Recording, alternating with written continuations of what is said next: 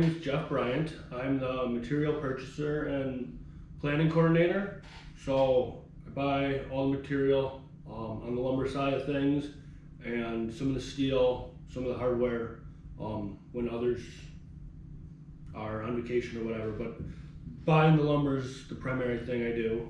And then I also make the production orders. So I get the quote and the drawings from the sales department, and I turn that into production orders so the guys on the floor know specs that they need to know, they know board footage, and they know their hours. When I started on the floor, and I basically, I needed a job. And my first week, I never thought I was gonna stay here. But there was always room for advancement, and it's always been a challenging career, and I like the fact that we produce a product. It's tangible, it's something that people use, it's a pretty product that comes out our door. So just being able to grow in the company, being challenged, and then the fact that we actually produce something instead of just provide a service really appealed to me. I've been here 9 years, spent a little over 6 months in the glue department. Then I ran a few different machines in lumber prep for the better part of 3 years. I was in QC, quality control for 2.5 years, I think it was. And then I was moved into the office. I did writing up production orders for a year. And then the purchasing position opened up, and I took on those responsibilities as well. I've been purchasing for 2 years now. And then there was always a little bit of overlap within that. So once a gluer, always a gluer. So if we're shorthanded or we got big ones on the floor and guys need help, throw a uniform on, grab a hard hat, pair of gloves, and go out and help the guys out on the floor. So what I do is I review the order file and anticipate risk. So I'm looking at the order file, and let's say it's 100,000 board feet of 2x6 needed. I then determine if it's commercial or industrial. I look at our inventory and I anticipate where the demand's gonna be. So it's a little bit of forward thinking, it's some math, it's a lot of communication. I talk to mills, I talk to lumber traders to find out where the market is. Does it make sense to buy today? Can I wait a week if we're in a down market for a better price? There's a lot of trust that goes into that. I need to trust my traders need to trust me. And then when it comes to the writing up productions, I need to be able to read a blueprint. I need to understand limitations in the plant. When I was a machine operator, I took auto classes in high school, which really I think helped, because it helped me think mechanically. So if I had a problem with the machine, I wasn't just calling maintenance on the radio and being like, my machine's broken. I was able to say, hey, I'm not getting glue. I think it's either the pump or the actuator. And then they know what kind of tools to bring up. Do they need to bring up electrical repair tools like a voltmeter or whatever, or do they need to bring a socket set? It just makes them more efficient to be able to have that mechanical side. Being able to be reliable is huge. We're a team. As you can see, one guy can't build a beam by himself. He needs a crew.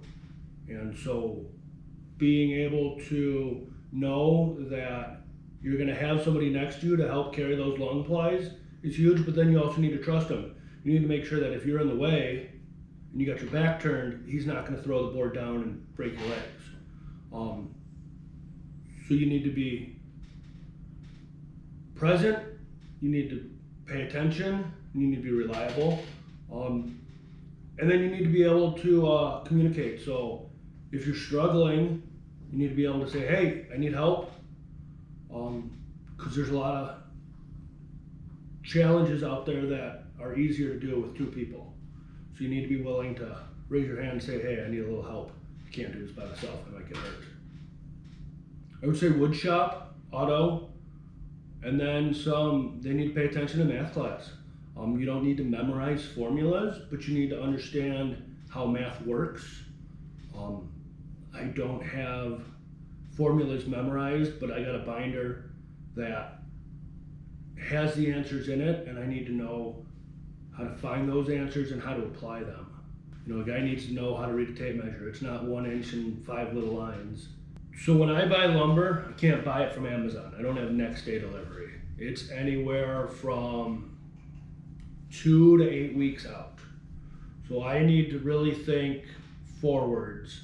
I have unsorted lumber, so I have to anticipate, based on historical sorts, how that lumber is going to grade out, so that I can make sure that I have coverage for the plant.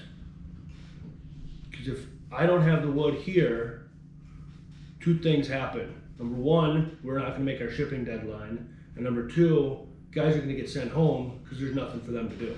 So I'm going to have a very unhappy plant knocking on my door saying, hey, I need to work so I can pay the bills. So risk is just making sure I have coverage for our order file, while at the same time I can't just buy everything in the world, because then the accountants are going to call me up and say, hey, we're not made of money. You can't, you know, it's just like filling your pantry at home. You know, you don't buy 6 months worth of food at a time.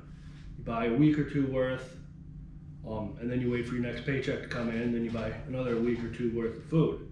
So it's just balancing that.